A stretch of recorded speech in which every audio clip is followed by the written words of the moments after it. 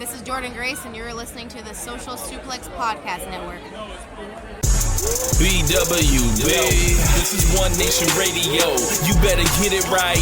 Rich Latta, James Boyd came to give them life. The Blackest Wrestling Podcast has come to kick all ass and drop it 6 feet if they kicking trash. Word, let me welcome y'all to something different. And if you dig it, man, you should let some friends listen. We be getting it in, this on the regular dude. Ravish and flow, but this shit rude. See, James don't rap, so I had to break it down. The whole network, man, we coming for the crown. Raps in the columns, I keep them both covered. Making the beats too, so the listeners can bump it. Hit us with the rating, yeah, I'm saying it's a 5. Before you hit it, talk, bob your head side to side. It's One Nation Radio, and this is the beginning. It's Rich, and I'm here with James. It's time to listen to One Nation. We got to unleash the power of the pyramid. This is Mike Sempervive from WrestlingObserver.com. Check me out on Wrestling Observer Live every day. And also check out your boys, Rich and James, on One Nation Radio. This is Kenny Omega. We're listening to One Nation Radio. Check it out, guys. These guys know what's up. Big Kenny Omega fans. That's all it counts to me. Goodbye and good night. Bang.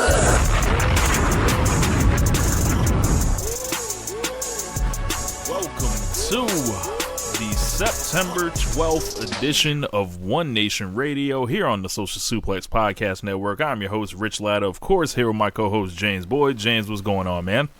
Not too much, man. Watch Raw, MSG, Raw and MSG. Kick-ass Raw. Actually, I can't remember last time they had a go-home show this good. I mean, it wasn't necessarily a shot as a go-home show, but like everything on the show more or less made sense. Everything was leading towards a pay-per-view in a way that made you want to have interest in the show. 2 thumbs up, and I just watched it just because it was an MSG. That's the only reason I watched it. And also joining us for the first time, I believe, on this show from the All Things Elite show here on the Social Suplex Podcast Network, Mr. Floyd Johnson. Floyd, what's going on, man? I am doing well, and with my self-appointed position as the leader of the Baron Corbin Defense Squad. How are y'all doing that? Don't do this. This man said, I'm not wasting any time. I'm getting to the shits right away. Oh, man. Me and Finichel was talking about that when we met. And we were like, we both like Baron Corbin. He's like, Rich hates Baron Corbin. I was like, as soon as you said I was going to be on the show, I was like, that's the first thing I'm going to say. Okay, so between Rich and me and Rich, we both dislike Corbin.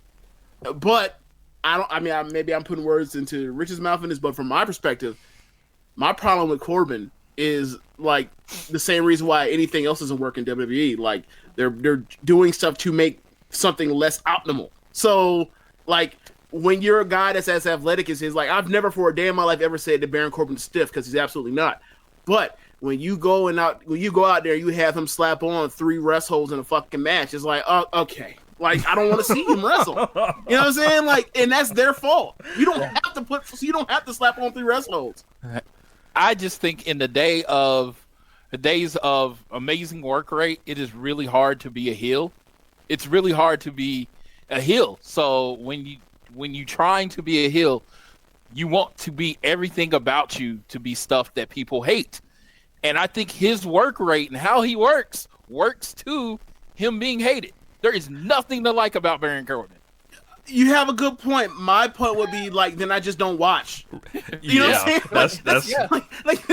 I just don't watch. Like I don't want to watch him slap on Chill. I don't want to watch him and Elias and Drew McIntyre and Shane McMahon go roughshod over the fucking company and Bobby Roode as well. Like, or obviously those are different areas, but like those 5 have clicked up in different areas throughout like the last 6 months. It's like, or not more than 6 months, but it's just like no, thank you. I'll just not watch. I just like Baron Corbin. He's tall, he's fast, he's athletic. Almost like everybody in the roster is that. What separates him is there's nothing to root for on Baron Corbin. He has a move, and maybe 2 if you count the death hole slam or whatever he does. I forgot what it's called. The backbreaker. Yes, and then he does the slide out the ring in the clothesline. But in essence, There's nothing to root for Baron Corbin, so you hate him. And when you hear him come out, he gets actively booed. I mean, not a lot of people do that anymore. People hate him. They don't want him there. And when he got the pin on Monday, oh my God. Did you hear that crowd? Yeah, like they went from ironically cheering, like doing the Cena or the Corbin sucks stuff, to all of a sudden like they were all mad that he actually won because they thought he wasn't going to win. I was like, you fucking idiots! Of course he had a chance to win. He's Baron Corbin. Look how they pushed him the last like 7 months, 8 months. Yes, Baron Corbin is the new WWE heel. That is the kind of heel that you need to be in the WWE.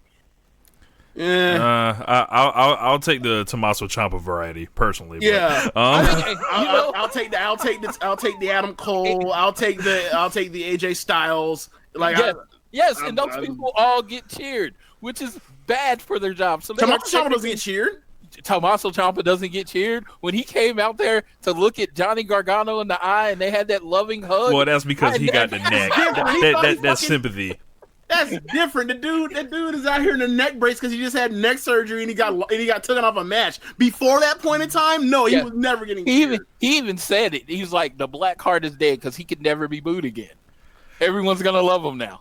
They're gonna try. Yeah, I mean, Chris Jericho. He hasn't said a good thing or a positive thing about anybody in a year. He still got popped at the end of the AEW thing. Yeah, that's part of that legend status thing. With him. He has become super dastardly to somebody. Like, Baron Corbin is never going to reach that point. Oh no, he's not talented enough for that. I must say he does his job well. Yeah, he hate it. I think that he could do the job in a way that could be more towards I still hate that guy's guts, I can hate that guy's guts plus. Like, he also can put on more entertaining matches. And, I mean, to be fair, like, at least during this King of the Ring run, like, he's had, like, at least 2 or 3 of the 4 or 5 best singles matches of his career. So, like, he's doing better, but I don't know how much of that is because Vince's eye isn't on him as big as it was back when they were trying to push him as, like, the top of the card heel from, like, the beginning of, like, right after WrestleMania and also, like, in December and January. So, like, I think that with the spotlight off of him, he's performing better, and I think that's, like, you want to see that, and, like, hopefully, like, they don't just eventually, like, pull the plug on him after all the stuff they did. Like, you know, one of the things we talked about back in the day with Jinder, when Jinder was getting his push, was, like, I don't want to come back, like, a year from now, and then, like, after having to suffer through all this shit, and then, like, he's just a jobber again. Right, like if I have to suffer through this reign of terror or whatever else, like he better have learned, you know, got the reps to be somebody that can be worth a damn. I mean, ultimately, that didn't happen with Jinder, but like with Corbin, you know, Corbin was a better athlete, so things look more positive than they ever were for Jinder. You know, my other like issue is, it kind of comes to WWE because they are actually cowards the way they push him. It's like they'll put him in the spot, but they won't go all the way with it. Like, I mean, they won't have him go. I completely agree with that. I think they're cowards. Rich, would you rather them go all the way and Jay White him? Why not? If they were going to push him, look, Christ. if they were going to push him, I said this at the time, if they were going to push him that hard throughout the fall and the spring, by the time he got to Seth Rollins, him just laying down 3 pay-per-views in a row, they were cowards for that. It was like, all right, just fucking do it. Y'all know y'all want to. Like, it's like, just do it and get it over with. Like, and stop hanging this over my head. Well, here's the thing.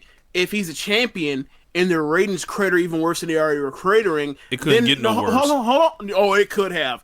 If it got even worse than what even happened when they kept it on Seth, then they have no choice but to never push him again because he was such a failure. Well, and they don't want it to happen ever again. They were protecting him by not giving him the belt.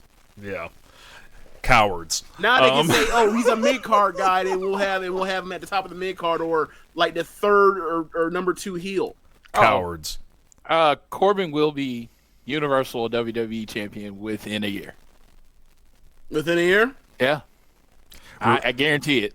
All right, we gonna September 12th. Vince is in love with him.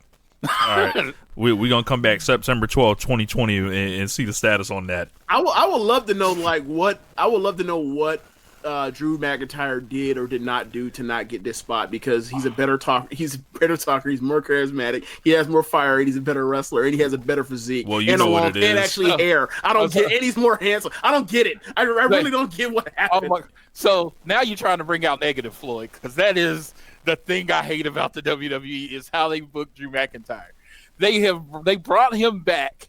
They pushed him through NXT, dominated, bring him back on TV. Hey, he's not going to get pinned for a year. Dolph Ziggler's just taking pins. How do they end his streak is have him get rolled up by Dolph Ziggler. Now, everyone that says... Wasn't that because of... Yeah, that was because of Balor interference, right? Yeah. Everybody says WWE's booking doesn't make sense, and I try to defend it. I do, because I'm a glass half empty, a glass half full person. But I was like, I can't defend this. I'm like... Roman should beat him. There's so many people that you could have built up if you were going to just have him lose, that how he lost and how they booked him this year has made no sense. And I am a huge McIntyre guy. Yeah, the McIntyre thing is really weird, because they were booking him perfectly well up until that December whenever he lost that Ziggler, and when he were doing that. They took him off the cycle. Thing. Yeah, and it was like, what happened? And all of a sudden he's a lackey for Corbin and that Shane group. And then it turns to this, and then they do the stupid, I'm tougher than cancer shit with Roman, which is like, whatever, Roman, just beat this dude. Just beat this dude to WrestleMania, and we can move on. And they had some mid matches. That doesn't help either. But Drew works way better with smaller people than he does with people his size. So does Roman. Yeah, and it's just like with Roman, either Roman works better with smaller dudes or a monster. There's really no in between. Yeah, that Drew McIntyre, I'm like in WrestleMania, like almost falling asleep doing that Drew McIntyre and Roman Reigns. Actually, I really do, and this is not me just kind of shooting on him. I actually think I fell asleep in that match, and I woke up when Roman's music played. Wasn't it still daylight out when that match started? Yeah. Yeah, I'm like in a building of 70,000 people, and I'm falling asleep because this match is so boring. Jesus. Man, we need to get to it though. We are here for Clash of the Champions and a preview for that. I believe, James, you have the wiki pulled up, correct? I will get it up. Pause. Yeah, I will pull this wiki up real quick. So Clash of Champions, I believe it has 11 matches, if I'm not mistaken. All the belts are on the line. Is the cruiserweight belt up for grabs? Yes, it is. Is the 24/7 belt up for grabs? It's always on the line. It's on the line right now, James. Is it advertised? What I'm really asking. Actually, on Raw, Corey Graves said R-Truth will have to defend his 24/7 title in some way on Clash of Champions. Okay, so yeah. Okay, so do you want to run down the list from top to bottom, or do you want to do this because the first match is Bayley versus Charlotte? Do you want to lump that in with the tag match that we saw on Monday Night Raw, and also with Sasha and Becky, and put that together? Or what do you want to do? Sure, let's put it all together. Let's start with the big two women's title matches. I think those are probably the two most important matches anyway. For my personal taste, but yeah, so we've got, I guess we can start with the Raw title. We've got Becky Lynch versus Sasha Banks, Raw Women's Championship. Sasha coming right for the belt immediately after the turn. These are weird situations when someone comes fresh with a character straight into the title match. It's almost like, wow, they can't lose, but, Becky's been strong all year, essentially. Lacey Evans thing aside, but I don't know where they go with this one. I'm actually kind of intrigued to see what happens here. Floyd, what are you feeling about this feud and the setup to it with Sasha Banks' return? Becky's better on the chase. I think she definitely loses just because she's just better when she's chasing. The whole being held back and all that stuff. You can't say that when you have two titles and you're on every poster, you're on the video game saying you're being held back. I don't really know how that works. So I'm gonna say, yeah, the only way this makes sense is Sasha winning the title. Yeah, as far as the point, as far as her, it'd be better if she was basically here to knock down whatever target there was. Like, wouldn't it be a good time right now to pull out the McMahon stuff for her to chase, as opposed to dump it all into something that ultimately meant nothing, like WrestleMania, right? Like, you could have saved that. Like, they had to go over the top and fuck it all up, and now here's where we are. So, yeah, this is my most anticipated match of the Shouldn't card. this main event? If I was booking it, it would be my main event. Yeah, I mean, hold on. This is what I'll say. Strowman is starting to peak again, Rich. I shit you not. Are you serious? People are believing this again. Strowman is over in a way. He's more over than Seth. Well, many people are more over than Seth Rollins. No, like he's the over person on Raw is where I'm getting. Aside from the Fiend, that's kind of where, and Becky, that's kind of where I'm getting at. Yeah, Heyman has fixed Strowman. He is fixed. He's not to the level that he once was, right? But he's about as close as he's been since he was at that level. And I think a lot of it had to do with the fact that he had that fun ass last man standing match against Lashley a couple months back, where he broke through the wall like the Kool-Aid Man and shit. Like, so I think like they built up a contender for him in a proper way, and that dude was over and they're peaking at the time, and the storyline is wonky and they didn't really push it hard. The tension between them going into it, it really more pushed like those two are going to stay close and like continue being tag champs, and they're going to beat the hell out of each other in the main event later on in the night. That's really more like how you feel watching that go home show than, oh my God, somebody's going to screw the other guy, because they teased it so hard and told each other like what everyone's expecting us to tease is almost like you got to lay off of that. But yeah, like outside of that, like I would say it would be Sasha and Becky. With Sasha and Becky, like Becky's had that belt since WrestleMania. Yep. She's in. She had a good match with Natalya at SummerSlam. Aside from that, has been kind of thin on the good match list. So I think she's kind of in a situation like Kofi, where it's like, yo, you got to come through on pay-per-view. Yeah, and it's also another situation like Kofi, where it's like she's out here with other people that no one buys actually saying a chance to beat her. It's when you only have 4 people that they believe in, it's going to be hard to give women good women's matches. Now, I'm not saying that they don't only have 4 good women's wrestlers, but they only push 4 people.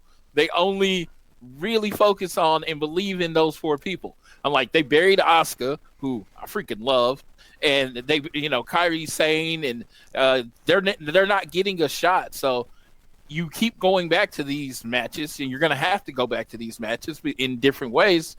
I just think in this case, Sasha's been the best build right now. I'm a big fan of the boss character, and Becky's kind of a lame duck champion right now. She's a very boring champion to me. Mm-hmm. She's a great personality, great character, very boring champion. Because she does do that. I worked my way up or whatever, and it's just like, it's kind of hard to believe you're sitting there with the belt. You're the person. Well, you know what it is, Floyd. Like with Becky, it's almost like a rapper. Like it's once you're on top of the game, what you still gonna talk about? I'm still talking about when I was broke, and and they hated on me, and everything like that. But I would switch the title here. And I always kind of looked when I was growing up, Austin winning the title was like one of the biggest, things that happened, and he held the belt from WrestleMania to King of the Ring, lost it one day, got it back. The next time he really lost the belt was like around September to kind of get, some more stuff going and, more variety, I think they switched the title just to, give you that shock that, oh shit, like Becky's not invincible right now. Yes, absolutely. I agree with that. It's just, it makes the most sense. I mean, if Becky wins, and like if she just beats Sasha, this whole build up with Sasha is just pointless. Yeah. I mean, how have they done with Sasha like as a heel though? Do you feel like that she's like maximizing what she could be doing right now? Oh, no, and I just think it was because of the quick build-up to Clash of the Champions. If this wasn't Clash of the Champions, this was a normal pay-per-view, I think she should be, like, beating the shit out of Ember Moon during the pay-per-view and then, You may build up to Becky, but they were like, oh, we have to put somebody in the title picture, and they put her right in the picture.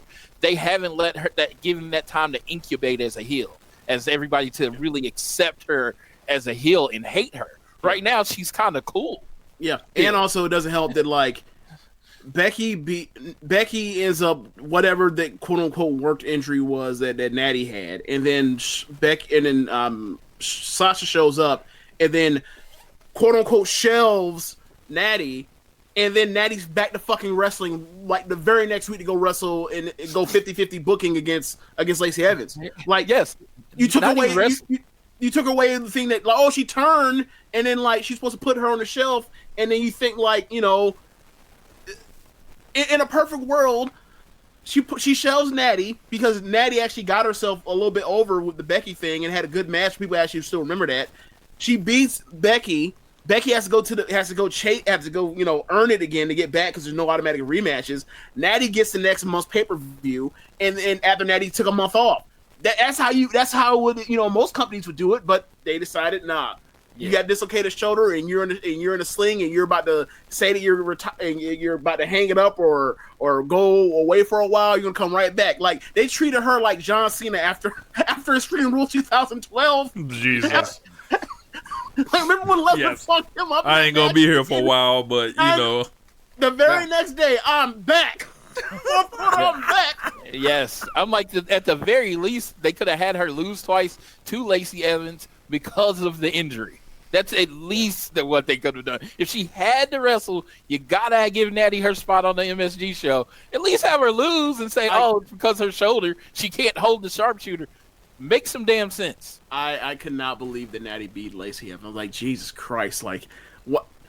Why even put her in the program if she has this injury and that she can't just go out there and just beat Natty in competitive matches at the end by cheating? Like, whatever. So, that's my really only play about the MSG show. That was the only one. So flipping it to Bayley defending the women's title against Charlotte, who's going for her comical 10th world title. You know, we look. You know why this is happening. We know what it is. We know the agenda. They've made Charlotte a babyface, which shows limited amounts of success historically. Bayley's a new heel. I think you gotta, like, I think if you beat Bayley, you kill her dead right now. I don't know, man. This has fuck finish written all over. Yeah. Double count out. Yep.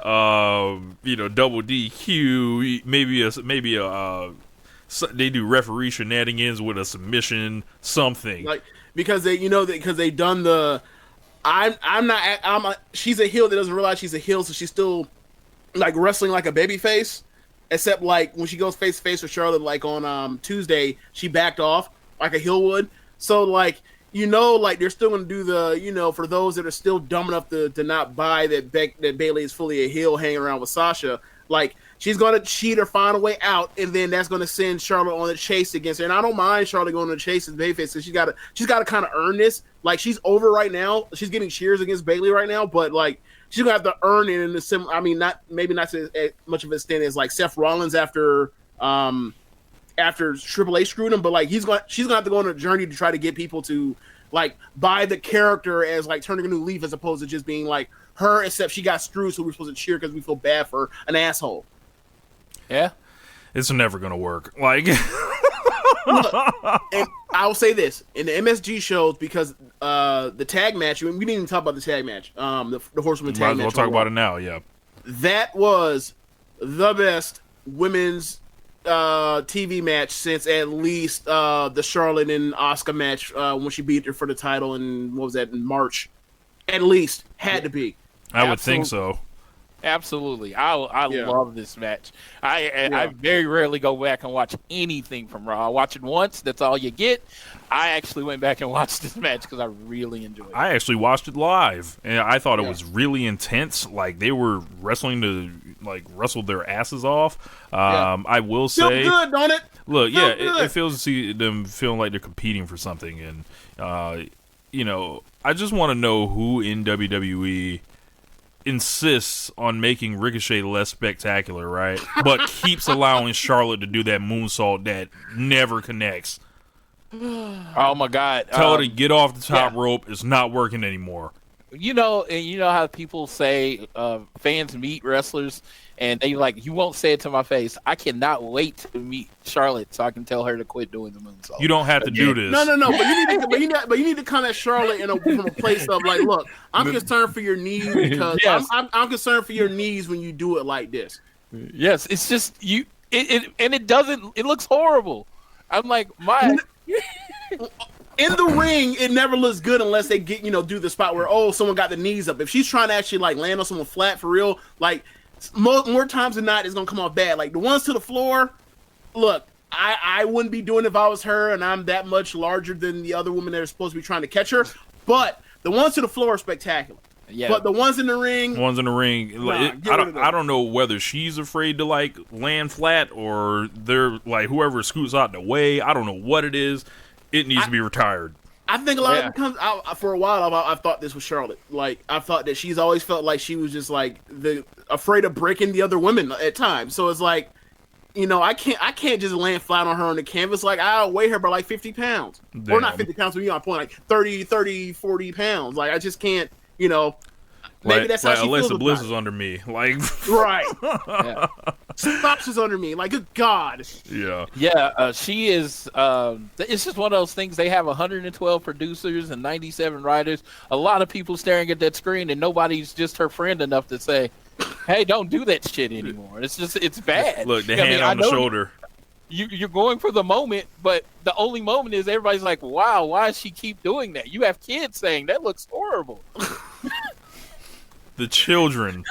I'm like, come on. It's like, land on her. I'm like, I mean, I understand she's like 5 inches taller and at least 30 to 40 pounds heavier than anyone else on the roster. And I'm only talking about this. The physics of catching her is not going to be easy. So it's just like you kind of making your other person look bad, and it for zero effect. It's not a moment. Like she's out here looking bad to protect other people. Look, just land on them. Fuck yeah. Just either don't do it or just land on them. And I'm gonna say I'm more of the line of don't do it. I'm like, she's one of the most physically imposing people on the roster. She doesn't need it. Right. Yeah. I agree. Anyway, I think both the matches will be good, but I would be on fuck finish alert on the Bayley Charlotte one. Yep. For sure. Yep. Yeah, because I think it's setting up for Bayley and Sasha both to to walk out with the belts. So yeah, I don't think Charlotte's taking a clean loss because she didn't do that. She does it, but not that often. Oh yeah, and shouts out to them for like no one's buying Charlotte, or Charlotte didn't have a reason to actually get a title shot. So they're in that tag match, and she beats the champion to have a reason to actually be in the title picture. So shout out to them for that.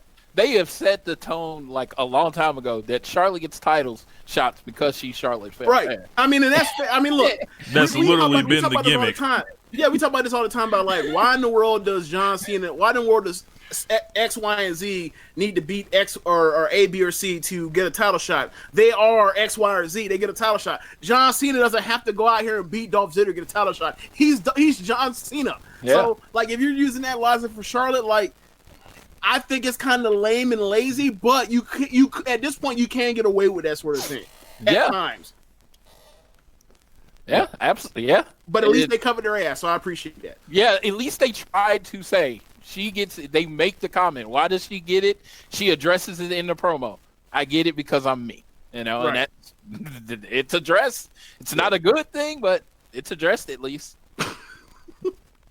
So what else we got? There, Rich?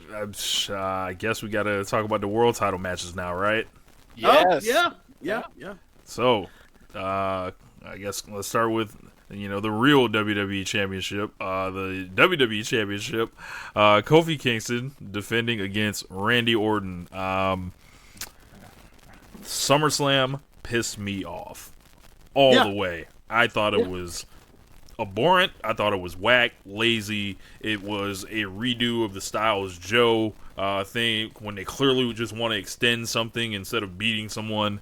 And it's just like I feel like I see all around the world other ways that this could have been booked to still end up in the same place. Like, that being said, yeah, Kofi's getting his AJ Styles run where he's holding the belt for a long time, but they're not really booking him like a champion. I mean, that first 2 months, he just never lost. And I was like, man, he's the best book champion in a long time because he was just beating everybody. Right. And then it just kind of, then it just kind of like, well, him beating everybody's not working. So we're just going to have Randy Orton kick his ass a whole bunch? I don't know. So Randy Orton ain't the guy to beat him. I'll say that. But what do you say? I said Randy Orton's not the dude to beat him right now. Correct. But something needs to happen. Like there's a conversation that needs to be had, which is why we're here on One Nation Radio. Okay, so I got a question for you as far as this one. Why am I like 5 times more interested in seeing a Revival and Randy Orton 6-man tag match against the New Day than Kofi versus Orton? Why do I want to see that 5 times more than I want to see this rematch? Because this is a nostalgia feud. I know we weren't there the first time, James, but this is like Kofi Kingston's been around forever. Randy Orton, nobody wants him to be the champion again. And their last match stunk. So I don't know what you can really expect, like, aside from a 3-star match, like, which is like, okay, another one of those for Kofi Kingston. Like step up, be great, Kofi. Everyone's acting shocked that Kofi and Randy had a boring match. I'm like, Randy only has boring matches now. His thing is if he can figure out a way to excitingly hit you with an RKO, that's great. But if you watch the first 5-10 minutes of the match, it sucked. It was just the RKO popped. And Randy Orton at this point in his career is like, I'm here for literally having the last 5 minutes of the match be good. Outside of that, or great even at times. Well, outside of that, it is what it is. Like, literally, like, so how much time you need, Randy? Just give me more. The best way to book Randy Orton now at this point is 6-minute matches. Book him like he's a high-speed champion to stardom. Randy Orton is the master of the WWE style. Yes. They tell him he's great when he comes back through the curtain. That was exactly what they wanted, while the rest of us are bored and wondering what the hell we just watched. So I hope he doesn't win the belt. I hope Kofi keeps the belt. I hope they have a great match. But Kofi needs to be better. He needs to... like in these pay-per-view matches, at least, I can speak for those. Like, since WrestleMania, I think only the Kevin Owens match is something I would, ride for and say that's a good match. Like, that's something that I would recommend. But like, off the Kobe title reign, everything else has been the mid of mid. The Ziggler cage matches, that should have been better. Both Ziggler matches. The Samoa Joe match, absolutely nothing. They need to put him in there with. They need to put him in there with Put him in there with somebody that was in the King of the Ring. I don't know, like Andrade. Andrade, Ricochet, Gable, whoever's in there, Cedric. Put him in there with like the young dudes that have something going for, that they're trying to get something going for right now with this tournament or whatever. They've been, that Heyman and whoever else have been using over the last few months or whatever else. Like, those guys have something right now that people know them. They've been on TV the last 3 weeks, 4, few months or whatever else. Like, put that to use on TV at least to try to be like, okay, Kofi got some juice. He just had a match where like this guy, like similar to what happened a couple weeks ago on NXT between Adam Cole and Jordan Miles. Like, they went out there, they had a good ass match, and at the end of the day, Jordan Miles did not come close to beating him, but like, you had to see the champion sweat a little bit, but ultimately this dude is awesome because he dispatched this dude that just won his tournament. Like, you could do the same thing with, Gable, or if he were to win the King of the Ring. I hold my breath on that shit. But, you know what I'm saying? Like, they could use that sort of thing. But they just have them right now just, do this. And, I mean, it's been – the promos and stuff have been interesting, but, like, I saw them – and the thing that's unfortunate is, like, I saw the match at SummerSlam, and I have no interest in seeing it again, no matter how good this build has been. And honestly, like, you look at the stuff they've done with the Revival and the injury angles, whatever else, like, it's been good stuff, but I don't give a fuck about this match. Yeah. They fucked it up on pay-per-view so bad last time. Right. Yeah. And that's the unfortunate part, because it's actually been a well-built feud. Yeah. And I feel that's it should be paying off with a great match. But if you've watched wrestling in the last 2 years, you know Randy Orton's not going to put in any extra effort. He's there to get a check, and he'll win, he'll lose, he'll do whatever. But he's only there to get a check. He's not gonna jump off or go through a announce table or anything like that. I'm not doing any of that bullshit. And the thing also to add to your point about how well it's been built is like it also feels earned and makes sense and believable, because if you followed anything or know anything about like their careers, kayfabe wise or outside of it, like how they're linked, and that like where the jumping off point is, and they also they're highlighting it, and they're like this is them actually, like when me and Rich talk about it, it's like how WWE wants to selectively pick and choose their history as opposed to embracing all of it, warts and all, so that like you can actually buy what they're selling you for credibility purpose, as opposed to, oh yeah, AJ Lee, never mind her because we replaced her with Nikki Bella with that title reign, or we're gonna get Jericho the fuck about the paint when we give Miz 5 more Intercontinental title reigns. So this was a nice touch of them actually like embracing something that they've done before. Yeah. In this case, I just think they should.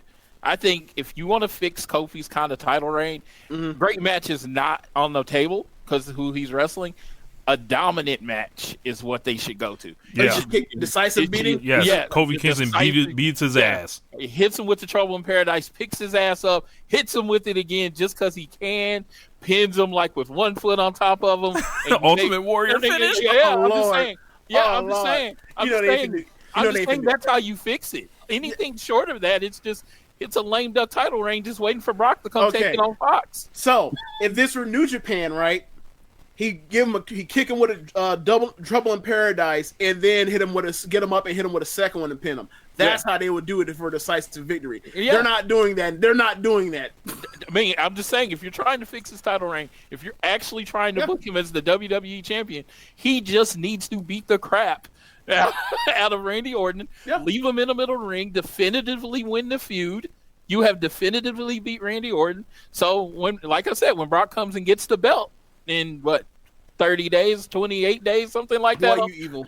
On the first bro, we know where it's going. Like, we know where it's going. The Fox has booked this. The Fox has booked this title. This is Brock's title. This is Brock's title. He's the one to beat Kofi because he doesn't give a crap if you like him or not. We've been joking about this. Is like Antonio Brown to the Patriots from like we've all been joking about this. He's gonna just come in and just beat Kofi for this thing on the first night or whatever else. And then when it actually happens, you'd be like, "Fuck!" We was joking about it because of how shitty it would be and how obvious it is. And sure enough, they went out there and did exactly what we all thought was gonna happen. Dude, Fox crowned him the day they signed their contract. Oh, Brock's our champion. Yeah, and I don't care what you do up until October 4th. Brock's our champion. Can you do me a favor? If we moving Brock to SmackDown, can we move Roman back to Raw and get him to keep him the fuck away from each other? No, you know where this is going. I never want to see them touch, look at each other. I don't want them to share the same arena. I don't give a damn if it's WrestleMania. Look, don't Brock gotta leave. Yeah, one of them. Look, Brock goes on first, Roman goes last, and opposite. They can't be no more, never again. Sorry, I'm sorry. We already know where it's going, so I don't even want to get into it. That might be third or fourth week of Fox, but we're getting Brock and Roman on TV. How many times have we seen this year Tanahashi and Sabre? At least 4 times, or we're about to see like at least the 4th time soon. This next show, right? Yeah. I'm more sick of Roman. I'm more sick of the next Roman and Brock potential program than them wrestling each other in a couple weeks or whatever, or actually this weekend. I don't want to see that shit ever again. Enough. Stop it. Yeah. Stop doing this. So the other world title match, Seth Rollins and Braun Strowman, the fighting frenemies. So also tag team champions. What was the line? What was the line with Diesel versus Shawn? But right when he at In Your House, good friends, better enemies. Yeah, there you go. Oh my God! So they should make this a hardcore match. Then we'll see what you got. See if you can live up to that match stuff with Braun. If Braun Strowman pulls off a retired wrestler's prosthetic, I will fucking lose it. You understand me? They was fucking wilding in 96, boy. That match was great. Yeah. So Seth Rollins, your Universal Champion, inspiring hope, getting booed in the Garden for calling himself the best wrestler, and oh man, good times. Keep that man away from the mic. That is not his strong suit. He's just horrible. I mean, I actually love him in the ring. He's not technically on the mic. He doesn't say anything bad or whatever else. It's just like he did a lot of capping on Twitter, and people remember that shit, and they're not quick to forget. Well, you use the term mid. That's what all his promos are. Mid. They don't get you excited. They don't make you root for them. They don't make you hate them. It's like, well, that happened. Look, remember the week before he fought Brock, he was in the ring looking like all broke up and then promising to win, and it was just silence in the crowd. Yes, like, absolutely. Come on, man. Like, beating down broken Seth, sorry for himself, Seth. Like, maybe I deserve Tank, Seth, is like some of the worst babyface, some of the worst, least inspiring babyface shit you'll ever see in your life, right? But he was not doing that on. He has not done any of that like post SummerSlam. So like, cut him some slack. Damn, y'all on that man head. He ain't getting nothing wrong with that yet. When you're a wrestler, they always say your best character is an extension of yourself. Seth is a dick. Everyone knows it. You can hear it in his voice and how he promos. He's never going to draw sympathy because he's a dick, and people want to see him get beat up. That's why he worked as a heel. He doesn't work as a face. I will not look. This is what I'll say. He is not. Nikki Bella in 2000 at the end of 2016, early 2017. He is not Charlotte Flair last year. Especially after the 2017 reunion with Ambrose, that fixed a lot of the issues he had. But I think that a lot of people are remember the shit he said on Twitter and aren't just saying letting it go, or like still remember it and just like we find you to be disingenuous. And I mean that's fine. But like if you're not paying attention to that online, I don't see, or you're not someone that's like watching product, like he's just another generic babyface, and that's fine. He's a dude with a belt. Right. Yes, and that's the whole thing. It's not fine. The most impressive thing about Seth Rollins is Becky Lynch. How did you get her with your boring ass? Okay, Floyd. I don't get it. Okay, Floyd. I get what you're saying. The fact that like that's supposed to be the pinnacle of the company, and the fact that his quote unquote dime a dozen ass quote unquote has it. I agree with you on that from that perspective. My point is, who else is there that could give the belt to? That wouldn't be another dime a dozen person. The way they book. Yeah, like, I mean, their booking was a choice. They are compressing.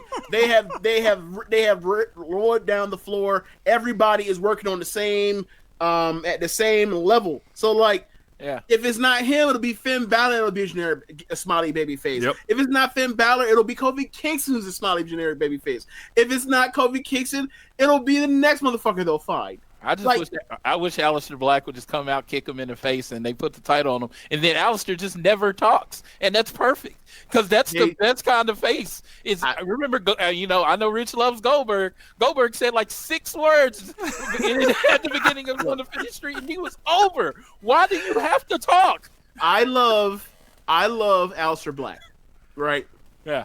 However, they didn't even care enough about him to put him in King of the Ring. So what does that tell you about his future prospects? Actually, I think it tells you a lot about his future prospects. I think they didn't want to beat him. They didn't just put him in there to beat him. Well, they rather cut these creepy promos than just have you lose. Okay, fair enough. My argument would be they didn't want him to win either. If you don't see enough of him for him to be able to beat someone that the biggest star is Baron Corbin or Samoa Joe, then what the fuck are you really talking about? The thing about Aleister, he's a great wrestler, but to what WWE sees him as is an interest and a finisher. So that's what he is to the WWE. So they made the mistake with Nakamura, and they kept doing the entrance every week at the when he first showed up, and they were like, okay, well now people are bored with the entrance. There's not a lot special about him in WWE's eyes. Everything I'm talking about is in WWE's eyes. Right. Yeah, so Aleister Black, they're like, okay, you're an entrance and a finisher. If we just pull you out there every week with your rising up interest and stuff. People get tired of it by the week 4, and then we won't have anything to do with you. So they're saving him. So I'm like, if you're going to do it this way, have Seth knock on the door, get kicked in the face, give it to Alistair. That way he doesn't have to talk. He's not going to play the WWE sports entertainment game. He's kind of anti-sports entertainment in that way. Yeah, but if that's your game, then like, what's the end game there? Like, that's what he's going to be one-time intercontinental champion, U.S. champion, and then like just in purgatory with there, so people have to like in a year. We've been looking for the next Undertaker to the point forever. Oh, I'm not doing that. Don't do this. We've been looking for the next Undertaker. I'm saying he can be booked in that way. I'm not saying sitting up in the exact same way, but he can be booked as an attraction. As in Seth is not an attraction. Yeah, I agree. I think. Yeah, but don't you think Floyd? Don't you think that? Don't you think the Fiend would fill that role? Yes, that was exactly what I was going to say. Dude, yeah, it's my favorite thing in the world right now. That would be that should be the attraction. Like they should have had the Fiend come out, attack either Austin or Undertaker, preferably Undertaker. Set up a match at WrestleMania 36. Have him beat Undertaker, retire Undertaker. I'm the new Undertaker. Oh, that was the biggest swing and a miss from Tuesday. It was a decent show. That was the biggest swing and a miss. There's still time to do all that sort of stuff if and Rich made a great point about when after SummerSlam about like all the bells and whistles that are involved in Bray Wyatt's entrance and all that stuff, and whenever he comes out and attacks people, and how the high quality of production value with all the lighting and all that kind of stuff. Like we will know as soon as it happens, like when they've pulled the plug on trying to push him to whatever level they're aiming for, because all that stuff takes a lot of time and effort, and they're just gonna kill that shit. Like just like we talk about like how the stylized interests of Nakamura or Finn Balor or whoever else, like once they're done with you, you're gonna know it pretty damn fast. All of a sudden he's getting jobber interests. You be like, wait a second, like he's about to be in a title match at a pay-per-view. Why is he getting jobber interests to come out and beat somebody in a 12-minute match? That's why they've already pulled the plug. They're done with him. Yeah. Well, back to the actual match. Yes. I'm sorry, I got the line. I honestly think Braun goes ahead and become the Universal Champion. I think they put all the titles on him because that's the best storyline. Because again, Seth works better as a heel, and I think that's where we're eventually going. That loss kind of breaks him. So. So I'm just looking at the heel and the sides of Raw, heel, babyface. So Seth turns heel after this in the aftermath, right? Who's the number two babyface on Raw then? Is that Ricochet? Ricochet, definitely Ricochet. I mean, it's funny in his booking you can't tell, but they have some plans for Ricochet. Oh, don't do this. Man. They suck. I believe it when I see it, and I got to see it first. I agree that they suck at making new baby faces, but they have plans for him. Just look at how he's booking. Look at the spots that he's in. They have plans. It's just I don't know what the ultimate goal is. So it's just he's so much different than what they're used to. So I think they're gonna actually somehow make Seth escape with this title somehow. And he's gonna have to go meet the Fiend, and it's gonna take him out of whatever type of comfort zone he's in, and the Fiend's gonna be waiting for him at Hell in a Cell. And I say strap Bray Wyatt up. People are into it. Go ahead. Do you remember their match that they had immediately after WrestleMania 33 on pay-per-view? Yes. And that was like the first time we ever saw like a not good Seth Rollins pay-per-view match. Yep. Look, it'll be proven time. If he can't get it fucking done with Seth Rollins after losing all that weight, then he better go out here and have a match for his fucking life. Yeah, it's also Hell in a Cell, so hopefully it's good. So I'm gonna take Rollins on that one. Okay. I mean, I could see it working both ways. The Fiend is, the Fiend is coming. I didn't take that into consideration on my prediction, but Dirt sheets. Dirt sheets. Oh yeah, I listen to Meltzer. That's about as far as I go with it. Nah, the arena advertised that shit. That's how that shit got out. Rich, stop ruining the joke. Dirt sheets. Dirt sheets. You got people that won't know. This is an audio medium. They don't know you smiling. Okay, fine. Dirt sheets. Okay, mid card belts. You were talking about straight to Roman, Bryan, and Rowan. Oh my god. They did all this for Eric Rowan. Oh, one question. Is Buddy Murphy anywhere on the card? No. No. So, Honestly, with them getting 2 hours, I'd put him back on NXT. So, Buddy Murphy. So apparently, I've been lied to by the WWE Defense Squad. You know, I've been lied to because I was told Buddy Murphy is now a star from him wrestling Roman Reigns and getting put over by Roman Reigns, but actually losing and then beating Daniel Bryan clean as a sheet. And he ended up nowhere to be found on the next pay-per-view, James. See what Am I hearing this correct? What happened was like Buddy Murphy, like his time will come in like 2028. Like that's that's how they do. Like these NXT call-ups, you look at like where they end up on these cards. Like Andrade, has he still never had a singles match on pay-per-view? Boy, I'd have to look that up. See what I mean? Like. And look, think of these call-ups, or think of these people that are from NXT or 205, like Cedric's about to get his first singles match on pay-per-view. They just had AJ beat the fuck out of Ricochet. That was right. So look, AJ about to beat. Is Cedric he going too. on his nigga killing spree right now? Like what the hell is AJ doing? He's fighting all the black dudes right now. So basically, he's on the 2000. He's basically on like 2014 Rusev program, yes. 2013 yes. Bray Wyatt program. Yes, and like they didn't they get into it with the New Day recently on TV? Yes. Look, you see it. You see what the OC is. Hey, they are the good brothers. Yeah, look, brothers. Yikes. Yeah. Wow. Yeah. What match are we talking about? Oh, yeah. No, like we were talking about the Roman Reigns and Rowan, but I just thought about Buddy Murphy. Like what happened to Buddy? So. Let me tell you, Alexa needed somebody to watch her pig. Oh man, that's why Buddy's not on TV, so he's good. But Rowan, I'm all about different, and this is where you'll see Floyd's positive spin. It looked like it was going to Daniel Bryan. They looked like they were going to Daniel Bryan food. Probably would have made sense, but then they threw the Rowan thing in there, and it's like I think Rowan's a very decent wrestler, and if you want a very decent wrestler, not a decent wrestler, a very decent wrestler. You read real nice with these adjectives. So when it comes down to it, like how are you very decent? You very average? Boy, you extra average, like premiumly average.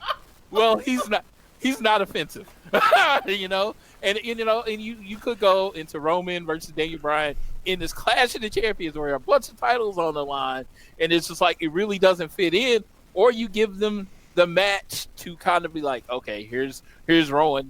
We all know Daniel Bryan's eventually going to turn on Roman Reigns, and it's going to set up their feud. But there's no reason to have that match on this show. Yeah, I don't hate the fact that they're having the match. One, because they've done nothing but protect him, and every time they've the team of Rowan and Daniel Bryan lost, the fucking world champion was the one getting pinned, not the heavy. Go figure. So like they've done protection to get him to this point, and their brawl was creative and fun on Monday, and then it made him look like a monster. It's been made a no DQ match also. Right, and thank God for that, because like I think they're gonna have a really good match because of after seeing that brawl and how creative they were and the stuff they came up with to make it different from like every other brawl you see every other month. Like I thought that they're gonna have a smart somebody's gonna lay out a really good match after seeing what they did on Monday. That's what my takeaway from it was. So I'm actually more optimistic than I should be for this match. But that still don't stop the fact that like this storyline is garbage. Bro, this is more this is more drawn out than like the NWO storyline. Like this is like September now, and this whole thing jumped off a couple weeks before SummerSlam. Like in the way TV moves and how many hours actually being dedicated to this, like this easily like.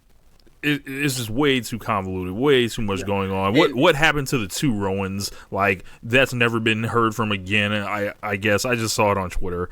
Yeah, Better yet, I'm right? just ready to hit the fast forward until Daniel Roman Bryan gets involved, but maybe they're a victim to the calendar right now because it doesn't make sense, as Floyd said, to do it now. But I don't put their first match in a Hell in a Cell match either. I don't know. I think they just missed all this. This should be a WrestleMania match, but they fucked it all up. Time out about this noise about they're victim to the calendar. It's fake. They can do whatever the fuck they want. Well, I hate when we try to cover for them making mistakes. Like they can do whatever they want. So they shouldn't. They laid out their dates. They laid out their dates. So they knew what they were up against. So get your story in time so you can do Daniel Bryan versus Roman Reigns at SummerSlam, or don't do the stupid shit. And when Daniel Bryan comes out in the middle of this match, and he has to make a choice between Rowan, who just beat his ass the other week, or Roman, who was a victim, and then he crosses Roman, and he just says, and then we find out on Tuesday, I was in on it all along, even though he aces and beats my ass like I'm Bully Ray. We're going to be like, this is the worst storyline of the year, and that's really something to say, considering that we had to deal with what the WrestleMania main event was. They need multiple hot storylines for Fox. I think they delayed this so the Roman Daniel Bryan can be the start of playing game played out on the Fox show. I think they are in this weird area where they don't care about USA anymore, so they're saving the good shit. That could be true. Here's what I'll say to you, Floyd. That could be true. Here's what I'll say to you, Floyd. They've known for a year that they were heading to Fox in October. Save whatever angle you're going to shoot a month out. Yeah. Or save it for the first episode of SmackDown on Fox. It does not have to be this goddamn difficult. It doesn't. I mean, I agree, but it's just like when you look at it, and they're changing the storylines every week. Yeah. And, you hear constant stories of Vince completely changing it. They had a long-term plan, but when you have the old man going in there saying, yep, I hate this, and you have to pivot and try to make it make sense, it's hard. I mean, I don't know if you've ever come up with a great idea and someone says, well, what if you do this? And it just throws the whole idea to shit.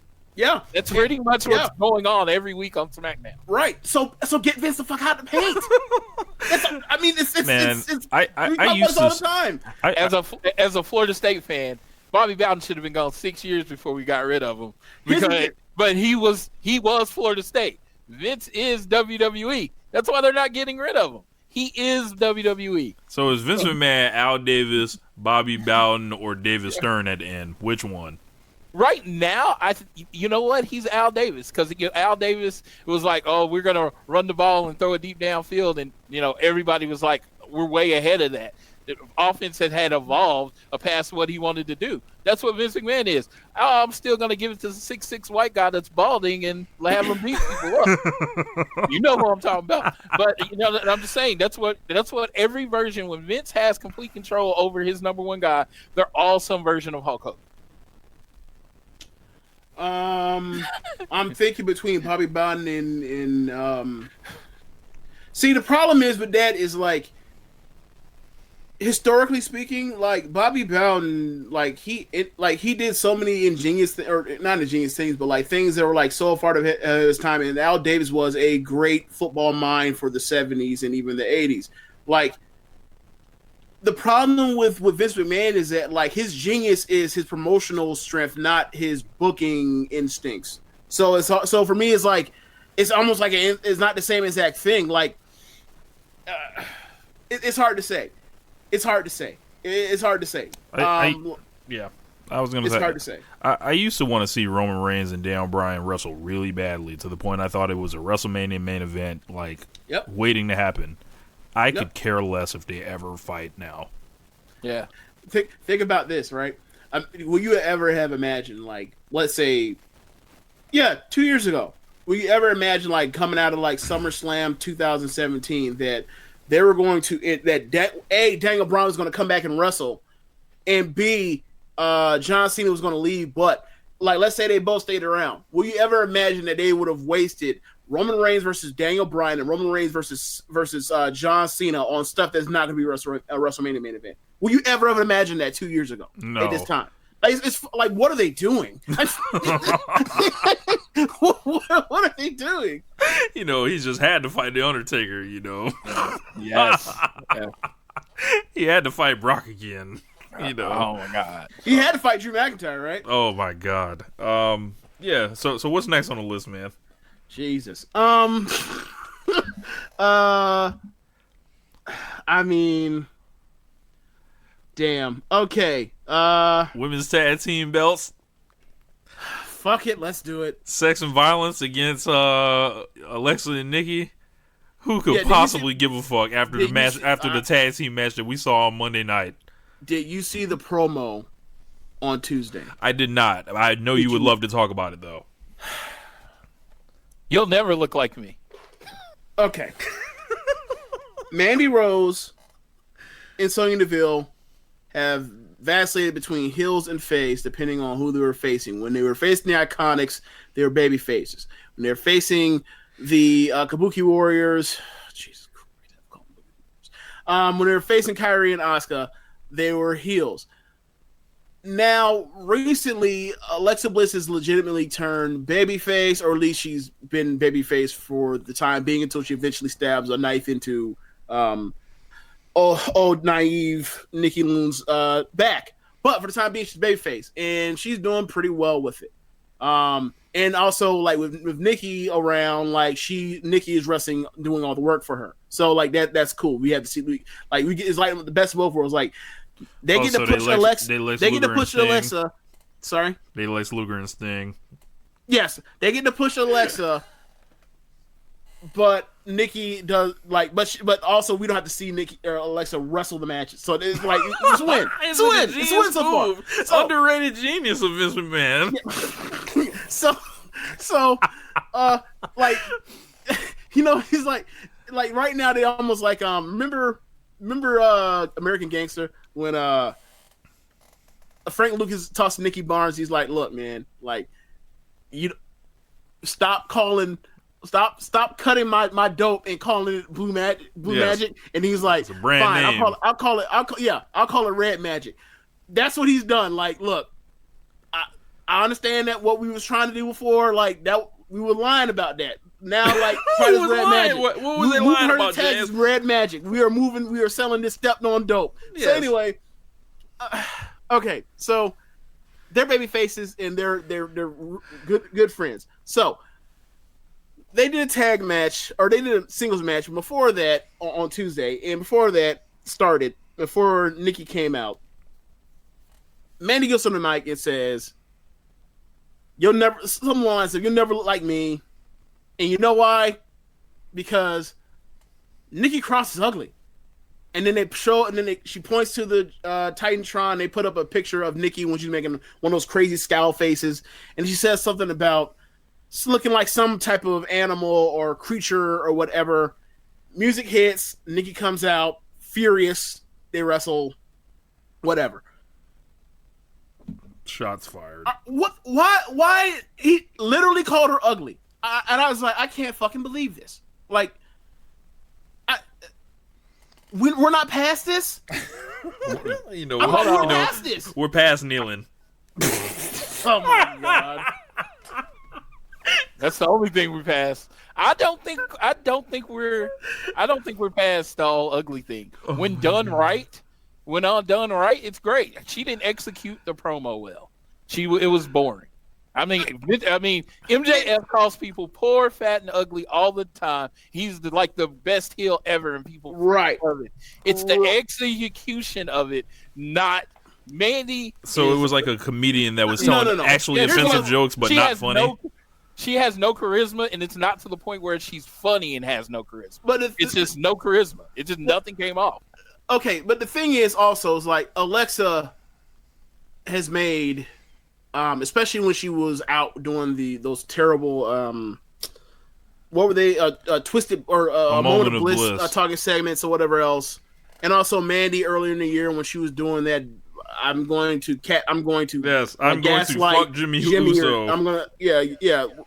Like they have these women come out and say that they are beautiful, they are attractive, and they are therefore higher or more valuable than anybody else because of that. And that's cool or whatever else, but you also got to throw in the context of this is a cosmetic business. It is ran by an old rich white dude that really mostly only wants to push blonde white women that are attracted to him that he, obviously wants to fuck. So once you move past that part and you think of like the what a lot of the women have to suffer through from storylines and the lack of opportunity there is in the company to try to break through to even get to be like to do what Becky Lynch has done or what Sasha Banks has done or what Bayley has done, even NXT. You have to go through all of that shit, and then you go on the main roster, and then they put up the thing that's going to quote unquote hold you back that you can't even control. This isn't like This is like similar to when we talk about like the steroid era, where it's like, all right, well, like, do you want to get a push? All right, well, start injecting this shit into your veins and put on 20 pounds of muscle, like, or like just be yourself, and then like you have an okay career or whatever else. Like the pressure's there, and like this is something that she can't control. Like, what do you want to do? Go underneath the fucking knife? No. Okay, so then you want to put it in her face and like what her quote unquote what will hold her back? It's like that's bullshit. That's how I see it. Is like, why would you make this a storyline? Like, why would you even like? It is about two people fighting each other. And look, if you want to say I got more money than you or whatever else, like I think that's kind of whack or whatever else. But like, sure, go for it. I for one enjoy compared to the looks things. Like, nah, leave that alone. Especially when you know like what the women have to go through compared to the dudes.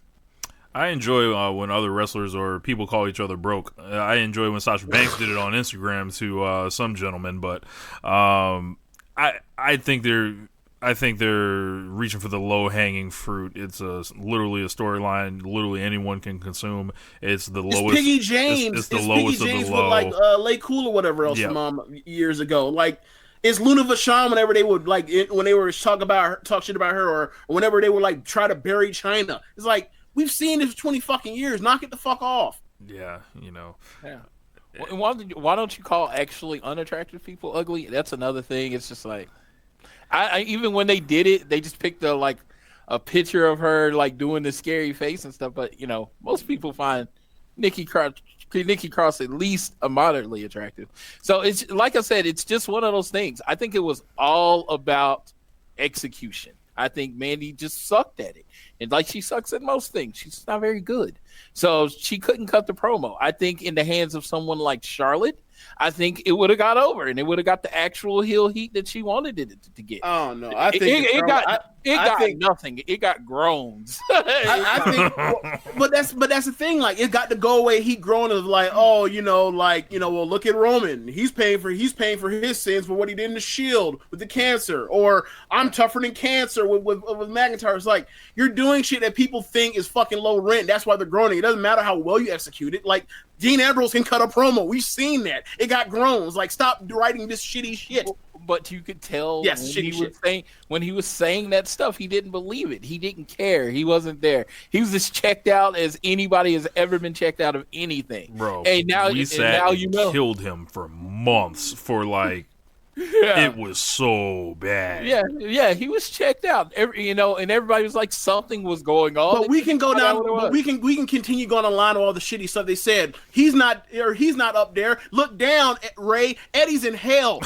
Yes, we have dozens of examples of this. I hope stuff you see your daddy in hell. Sasha shit. Banks did to Natty. Yeah, it's. I loved it. I love that. I love that line. I hope Paige saying to Charlotte, I hope you have more fighting than Reed. Like, come on, man, stop saying this. Like, there's tons of these. Is this a rap battle? Like, goddamn. No, dang. And my whole thing is because, as you said, it's fake. These aren't, this is, to me, it's like watching a TV show.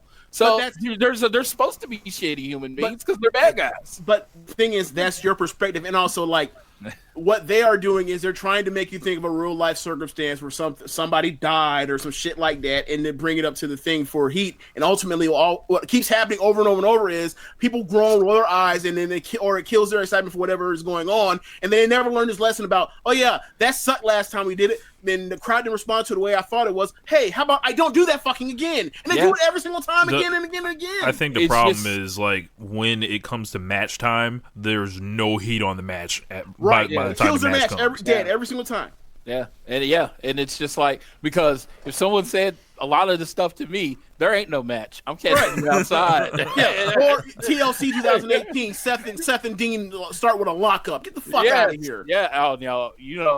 I shit on that so bad. I was like, they hated each other. What are they doing? What are they doing? You know how the when B Priestley came out at the Women's Battle Royal, and then Britt Baker chased her up the aisle and tackled her. That's how the match should have began.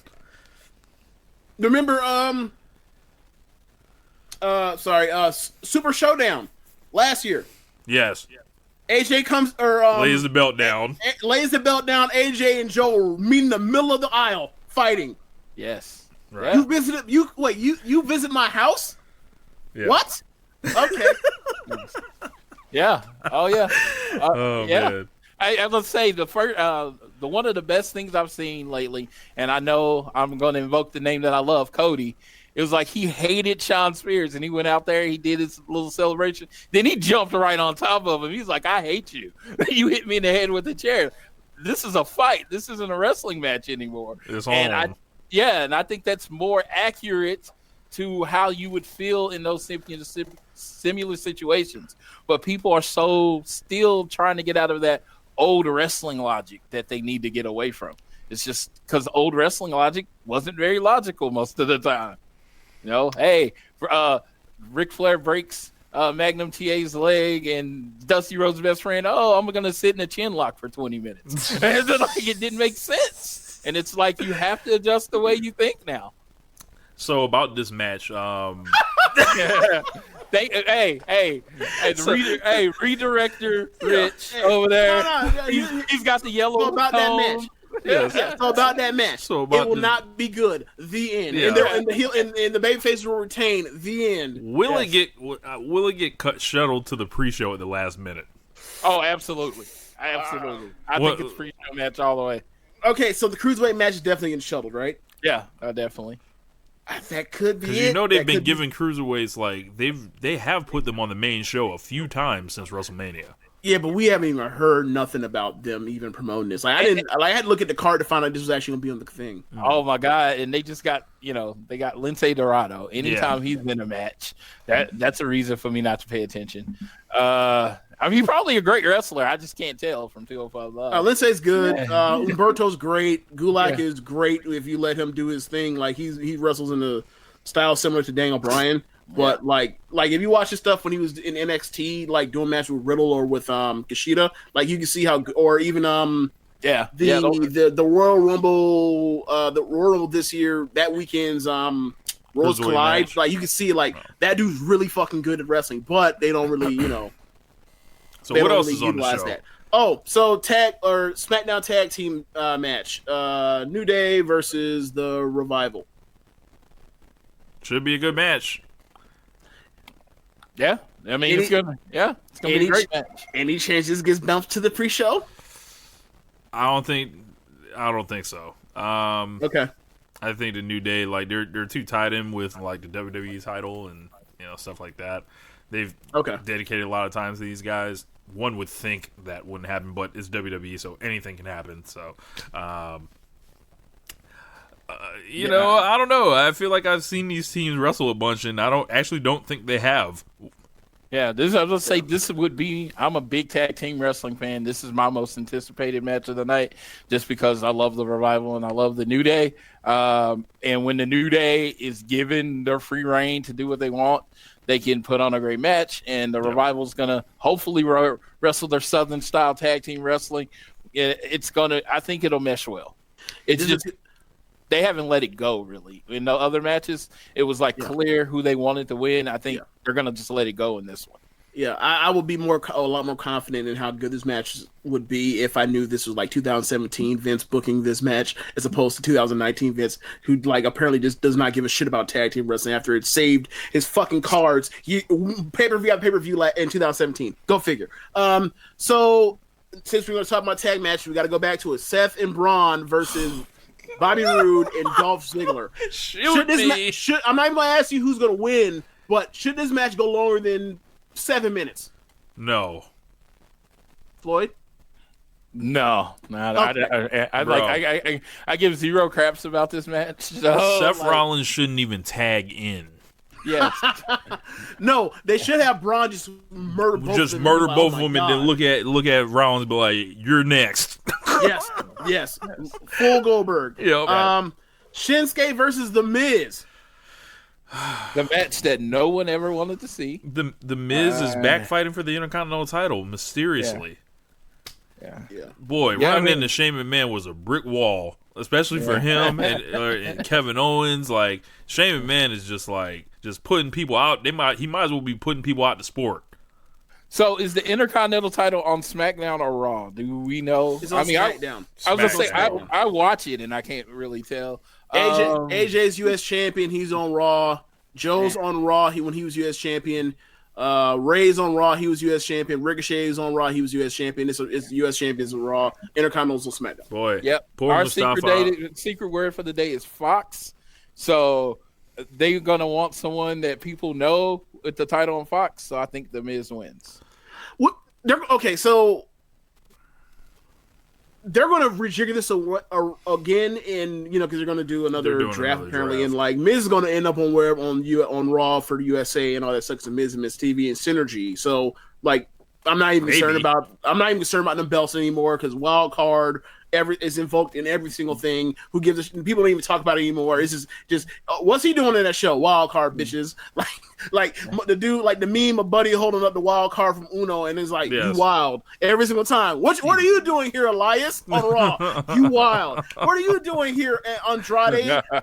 You wild. Yeah. So, like Miz gonna win because he got to gotta erase Jericho. Get him out of here. And you know. Look, good for Miz. Miz has been dealt with a lot of shit, and I felt like that dude really bust his ass over the last few years and tried really hard. And like when it was time for him to turn babyface and all that stuff and use him, they completely fucked him at the beginning of this year. So try to get it back on track. Yeah. Well, you put myself in a different mindset. So maybe there's a fuck finish here, as y'all would say, and Sami Zayn gets in the way. And The Miz then wins the IC title on that first episode of SmackDown. Because a lot of shit's going to happen on that first episode of SmackDown. So, could be. Yeah. I mean, but you got to remember, we're still months out. So, like, I'm not, like, all this shit will be hastily thrown together. So, it won't be like, oh, yeah, they've been playing towards this. No, they'll have, like, two things playing towards this. Everything else will be slapped together. It's not months out, isn't it? What is it? What day is it? It's a month 2nd. out. Yeah, I was going to say, October 4th. October 4th for SmackDown. Yeah, it's not months out. We're like 21 days away. That is still plenty of time for them to figure out whatever they're going to do. Look, I understand what you're saying. However, we just talked about Roman Reigns and Daniel Bryan and Eric Rowan and missing SummerSlam. So, like, excuse me for not feeling like they're going to get everything, their ducks in order now. Fuck no, they're going to fuck off. And then the last thing, like, oh shit, I got to cram for this test. We got what? Do I have a pen in this bag or a pencil in this bag? We got 2 SmackDowns left. They're probably going to be the worst shows ever. Ever. They're not going to care. And they're like, oh, yeah. And, someone's going to come out wearing a SmackDown on Fox t-shirt to advertise it that way. But no, nothing's going to happen over the next couple. Yeah, these are lame duck shows. Think about it. They don't even have Rock on the show to advertise yet. Imagine that. Rock, imagine that. There's like speculations online right now that Rock is trying to distance himself from WWE as much as he can right now. Why? He don't want to be associated with the brand for whatever reason right now. Maybe you don't want to associate yourself with the brand, but if I give you $10 million to show up, you gonna show up. Like, just look. You don't have to sit in a chair. You just got to look. All you got to do is fly in, do 15 minutes of work, and leave. Yeah, okay, I'm betting Rock's not going to be on the first SmackDown. Yeah, I'm terrible decision. Yeah, no, it's not a terrible decision for him. He doesn't care. Yeah, he doesn't. Rock don't need WWE. Yeah, A complete failure. I mean, The Rock is actually literally more successful than the WWE is at the third state by himself. Okay, so Man, people go see his stuff. Rock's a draw. Wow. I'm not. See, you say I'm negative. I'm not that negative. All right, I'm just saying. Just saying. Most people didn't think Fast and Furious was a good movie. It made $700 million. Okay, so let's see. We went through all of that. Oh, yeah. So what else is on the show? AJ Styles versus Cedric Alexander. Oh man, bro, this has been like a freaking a reveal for me. It's like, oh, this match is on the card. It's like, because I'm not looking at the list. Rich, when do you think they announced that match? I would guess like Monday, maybe. Yeah, you would think like, okay, so they announced this match after like he pinned AJ in the main event of Raw and MSG, right? Because he it's Night of Champions. AJ had no opponent yet, and Cedric just beat the U.S. champion. So that means he's the number one contender, right? Or he got on the mic before they went off air and said, "I want a shot at your title," and pointed at the belt, right? Like he's Sin Cara pointing at Mrs. Intercontinental title back in the day. No. They went off air, and then they announced it on internet just like they do everything else, hastily thrown together. So, yes. But that's when they found out. Not to our national television audience. We're putting it online. Right. Where we false advertise half the time any damn way. Correct. Yeah, so that I think, they give it time, it'll be good. But if they wrestle at a super slow-ass pace, it'll be just like what happened in the Ricochet match at SummerSlam. Man, AJ was selling his ass off Monday, and how he sold the stunner and how he sold that lumbar check, it just has me feeling like he actually likes Cedric, and he's going to give him something to try to get him over. These guys, they've wrestled before on the Indies, like 2014, if I'm not mistaken. So yeah, it's a long time from then. So yeah, I say switch the title, like put it on Cedric. Fuck they waiting for. I just I would like that because big Cedric guy, but I think AJ goes ahead and wins just because they're trying to elevate that title and maybe lead to Cedric getting it later. But yeah, Cedric. I think he's going to give Cedric a good match because AJ actually likes it, and he's become a feel like it wrestler now. He doesn't. He has to be in the mood to put on a good match. So and it's funny because he has like the best match on the main roster this year. So when you go back, so when Cedric in your mind, like when he like loses and has to go in the back of the line to chase again, like does that mean he's like it means he immediately behind Ricochet, or does he like start in front of Ricochet, or are they like on the same path and they have the same amount of like steps room to get back to AJ? They might end up as a tag team. Why you playing? It's like, who goes to the... I mean, honestly, in the WWE, who really goes to the back of the line? If you go to the back of the line... Only The Rock. If you go to the back of the line, you're just gone like Jinder Mahal. You're dead. I was speaking... I was being facetious, but... Yeah. But you know what? He'll lose, and he'll be in a fatal four-way to decide the number one contender for the U.S. title the next night on Raw. He'll win again, and it didn't matter that he lost. Because that's what they do. That's what they do. It's like I never miss it, and I feel like I hate myself sometimes when I'm watching it. I never miss the show, so it's like you can tell what's gonna happen, and at least on Raw sometimes now Heyman's writing it. I'm thinking he at least tries to make everything linear, but yeah, whatever. Yeah, man. That's how I am about most things with WWE. Whatever. I'm so glad I've given up this narcotic. Yeah. I'll stick to the pay-per-views. Yeah. Raw has been good the last 4 or 5 weeks. I will say that. Like, good. Objectively good. I'm not going to say it's been a great or amazing or his attitude there is back, but it's been good and consistent the last 5 weeks. Man. SmackDown is hit or miss. It is really hit or miss. It is like going to a fast food restaurant. You don't know what's going to happen. Whatever. I'm sorry. Is there anything else on the card, James? No, that was it. That was it. Rich, that was it, Rich. But we do cut-offs from the audio and all this stuff. Like, I don't know what happens, or whenever we do a gag reel or whatever else, like I need to cut up of him saying I hate myself right at the beginning of the show. Look at One Nation Radio. We talk about the best of wrestling this year. I feel like I hate myself. I need it on the front. Seriously, a lot of episodes of Raw earlier this year, man. I was just like, it was like one of those things, like, why am I doing this? Yo, those last couple LOP shows that we did, it was like, yo, I want to punch my laptop trying to explain this. This makes no sense. This is like the pre-wild card. Like, it's like that immediate when the air fell out the night after WrestleMania, apparently. Yeah, like I said, I don't trash WWE because I don't like WWE. I trash WWE because I want better. I keep giving them a chance. I keep showing up. Right. I'm that guy that is like, okay, Floyd's watching on Monday. I don't really care about Floyd. But when I try to tell my friends, hey, watch Raw, it's like I don't want to be lying to them. So a lot of times I just don't say it. You know how I am. I'm a cheerleader. I am a positive person. Like, watch AEW, watch this, watch that, support wrestling. But a lot of times when I get to Raw, it's just like, I mean, it's on. And do what you want to do. Yeah, man.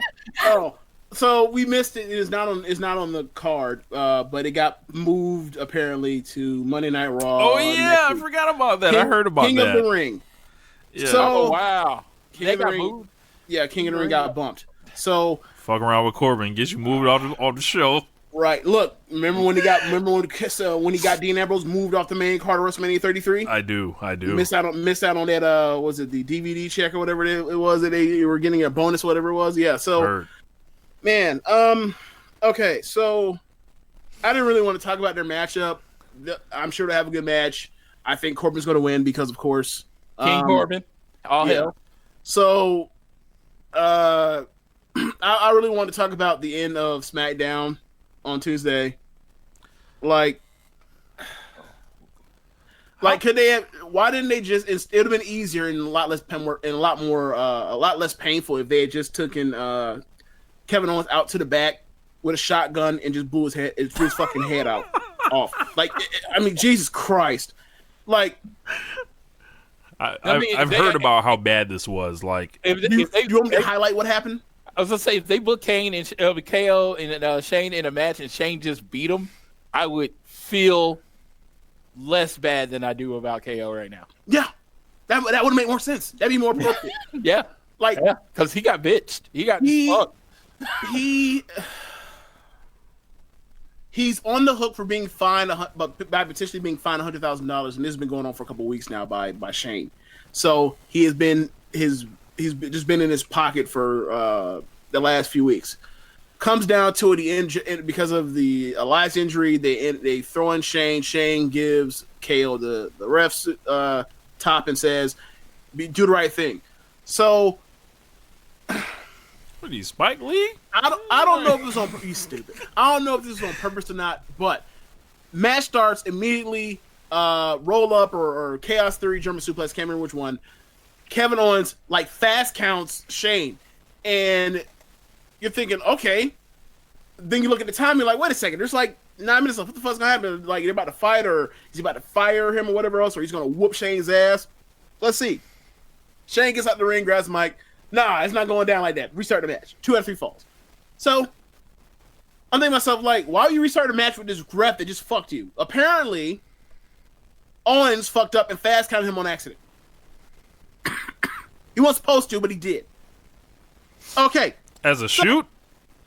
He fucked. It was supposed to be a regular count, and he fucked up and fast counted him. That's the only thing that makes sense. Oh my! Maybe, like, yeah. That's what they talked about on Observer Radio last night, and that's the only thing that makes sense. Before I even heard that, that's the only thing that made sense to me was like he just missed that because either. Okay, so you continue on with the match. Every time there's an advantage for or potential pinfall situation for Gable, he's slow counting him. Every time there's a potential winning situation for Shane, fast count, and Gable's kicking out of these super fast counts at 2. So get to a point to where there's a chair, or Shane's about to bring a chair into the situation. Kevin Owens takes the chair. Shane sees it as, okay, I see what you're doing. You're distracting yourself because you're another dumb smuck ref that doesn't hear anything, so I'm going to work over Gable. Gable somehow survives that, gets the win, wins or slaps on an ankle lock, and then grapevines the leg. Shane taps the middle of the ring, bell or score table or ring announcer or the scorekeepers side. They ring the bell. I don't even know if Owens even called for the match to end just because he tapped that middle of the ring. Gable's so happy, crowd's happy. Shane gets up on a hobbled ankle, just lays out Owens. Oh my God! Lays out Owens. Owens' back was turned, but he laid him out on a bad ankle. Says, "You know what? Fuck it, you're fired." And then as they're about to fade to black, he starts punching him with the mic and beating on him, and those bad punches he throws. And he's just like, this. He's not the top babyface because Roman Reigns on the brand, but like this is the dude they're pushing, like the top babyface right now, or he's number 2. Like, if he's one of your top 3 babyfaces, then Jesus, like, boy. I'm glad I won't have to watch Tony Khan come in the ring and beat up Kenny Omega until he's fired. I'm really relieved at that. 2013 Daniel Bryan felt bad for this fucking guy. Oh man, it was probably. I'd honestly say in the last year, the last year, because I'm not doing all time, but in the last year, probably the worst ending of a WWE program. And I'm talking. And how many times are they doing the you're fired or I quit storylines with Kevin Owens? Like, this is like the 4th one, right? Yes. Yeah. Okay, so there was this one. The last one was when he didn't he already fire him? Didn't Shane already fire him as a heel this year already? I believe he did. He got fired from Raw. No, he quit Raw. Yeah, quit Raw. Yeah, that's right. All right, that's right. He quit Raw. Yep. Was back the next week. Yep. Yeah. Yep. There's that. There was when he. Oh my God. He got fired. Him and Sammy got fired, and they were free agents. And they had to wrestle each other. Daniel Bryan fired him on the night he came back, and then they whooped his ass, set up the WrestleMania 34 tag match. That's one. Yeah. Didn't he also get? Wasn't he also fired? And that's why he can't. They brought him back so that he can headbutt Vince. Yes. Good Lord. Yeah, this dude's been fired like a lot. Like all these fucking work stoppers, and I talked about this on the OLOP show.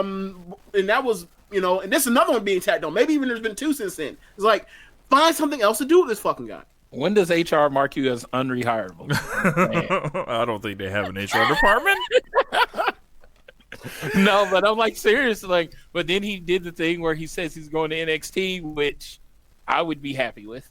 I do think going to a 2-hour show, they need a little more juice on that show. So if Kevin Owens can go to NXT and not have to travel, stay home with his family more, that would be cool. My thing, I'm getting at a point now where it's like between all the guys that they put in the breakthrough tournament that are now basically the effect. Remember how Richie always talked about like there's really no mid card in NXT? Yeah. The mid card is the entire breakthrough class. All 8 of them dudes is the mid card now. Like they just go out there and they get beat, right? And except for like I think they're they beat the squash match people. Yeah, that's all people that are beating. But they're losing to Adam Cole. They're losing to who did Velveteen Dream. Velveteen Dream beat one of them dudes. And also Damian Priest beat Boa this week too. Yeah, like they're the mid card right now. So you got that. You got the let's say the halftime Heat 6, right? You have the UKers coming in, right, between Rhea Ripley and also with Dunn, and you're probably gonna get Mustache Mountain too, in a while, and Tony Storm. Then you just talk about 205 Live with the 205 Live talent is gonna possibly do Full Sail taping as well after show or before the show, and then like it naturally fits together. They always should have been together to begin with anyway. Like eventually it'll be more crossover and bleed over between like with Kushida and Gulak already. So like James, so 205 Live didn't blow up and become its own thing. No, apparently not. Yeah. Okay, just checking. I totally forgot about that one, Rich. I totally forgot. As I've pointed out many, many, many times, because they had the greatest cruiserweight in the world, and he's not on their TV show. I just never understood that. Why was that? Rey Mysterio. Why didn't he never make an appearance on that show? Oh, because they paying him too damn much money for that. Dude, I'd have him working twice a week. Dude, if I'm paying you that much money. You gotta remember, like they're paying him to work only a certain number of dates compared to everybody else. Oh man. Had Dominic on there. You know. Dominic ain't no damn 205 lover. Dominic out here looking like he's 225. Look him deep in the eye. Dominic looking like a member of Imperium. Yeah. Yes. No, but he does look like Walter. Man. But hey man, think. Does anybody in wrestling have a better shot than Rey Mysterio Jr.? Rey Mysterio is what, like 5'3", 5'4", something like that, and that man went out there and raised a 6-footer. That man has an incredible shot. Yes. I was actually, it's weird. I was just hearing they were talking about on the radio how the sons of people that are really short are actually getting much taller, and they were trying to figure out why, going through scientific studies. And I'm like, look, I'll tell you this. I bet you Rey Mysterio Jr. won't try Rey. I bet you that. Rey Mysterio Jr. Yeah. Freaking man. Man. So Floyd is on with us this week. Obviously, Floyd, I told you guys earlier, and if you guys have heard his show All Things Elite on the network, those of you that haven't heard it, I'm gonna turn it over to Floyd. Floyd, let them know like what they should be checking for when it comes to your show. Yes, All Things Elite releases every Saturday as we're doing the countdown to AEW on TNT. The co-hosts switch weekly. 1 week it is Amy O.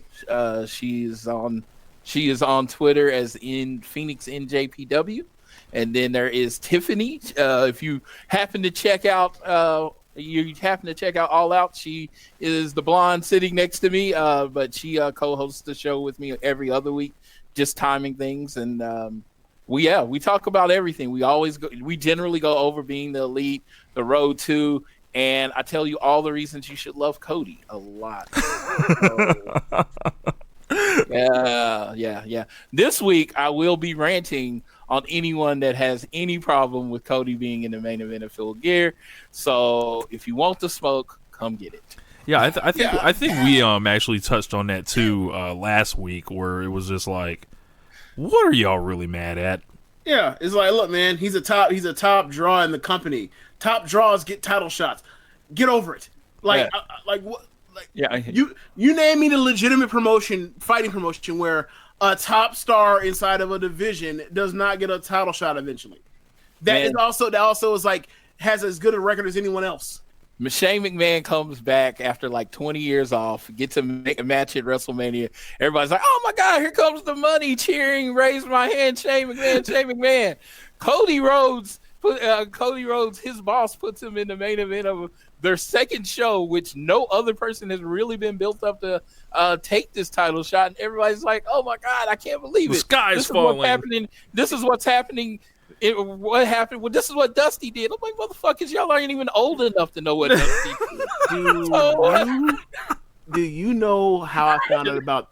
You know how I found out about the Shane McMahon Undertaker match? How?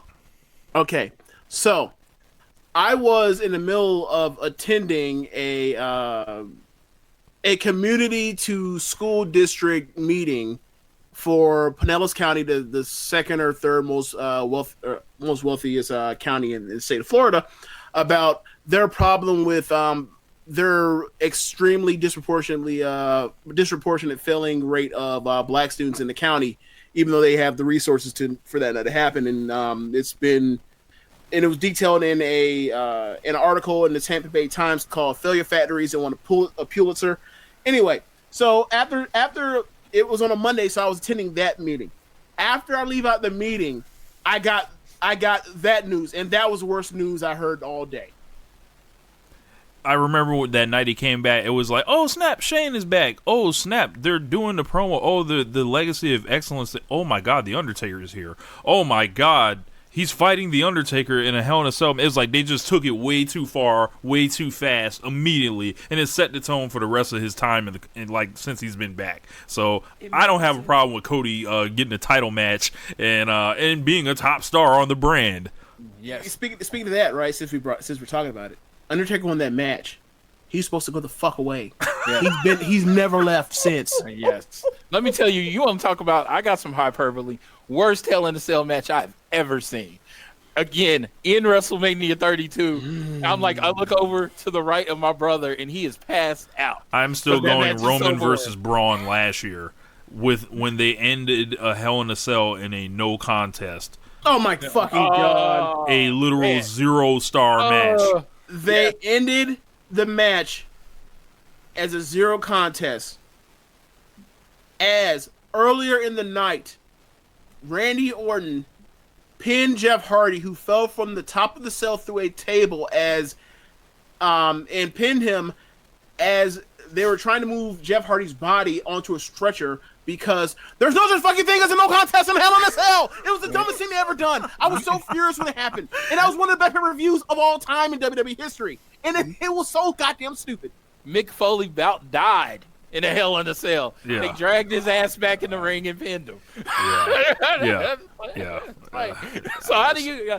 You know what? That's close. I started learning that this promotion ain't for me when I saw that stoppage at the Hell in a Cell. Yeah. But yeah, man, fuck. Yeah. I just remember it was everybody in this dang stadium, people around me that pretty much only been to like one WWE show was like, well, Shane's going to jump off the cage. Everybody knew the spot it was building to. So nobody was paying attention until they got outside the ring. Oh, Shane's about to jump off the cage. And then he didn't hit it. And it was like, okay. And now he's and lost. And I was like, there was no excitement. At no point did you think the Undertaker even had a chance of losing.